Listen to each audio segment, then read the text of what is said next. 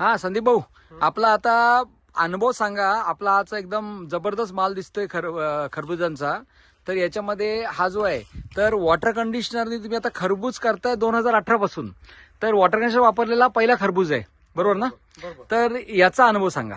याचा अनुभव पहिले म्हणजे काही एवढा म्हणजे खूप मोठा आता डिफरन्स झालाय. चमक आलेली आहे हा. याच्यात. साईज मध्ये पहिले येत होती आधी साईज, हा. पण आता याच्यामुळे काय चमक वगैरे शायनिंग हम्म. म्हणजे झाडामध्ये पण ग्रोथपणा चांगला आहे आणि माल पण एकच नंबर आहे आज. मला महत्व सांगा, तुम्ही ती चव बघितली असेल ना, चवीमध्ये किती फरक आहे? चवीमध्ये गोडी आलेली आहे. गोडी आलेली आहे. हो, गोडी म्हणजे आलेली. सगळी त्याला जे मुळीला मिळालं पाहिजे ते हो. सगळं वरती पोहोचलंय त्याचं. बरोबर बरोबर बरोबर बरोबर बरोबर आहे. हा. चवीमध्ये खूप फरक पडलेला बरोबर. आहे आता या वर्षीला. आणि जर का उत्पन्नामध्ये फरक म्हटला तर उत्पन्नामध्ये किती फरक झाला असेल? उत्पन्नामध्ये याच्यात फक्त 10-15% वाढ झालेली आहे. बरोबर, कारण पहिलंच पीक आहे अजून आपलं. पहिलेच आहे, बरोबर पहिलेच आहे. आहे. पण चमक, चव आणि चकाकी वगैरे मध्ये 50% फरक आता पडला. जे आहे ते दिसूनच राहिलं.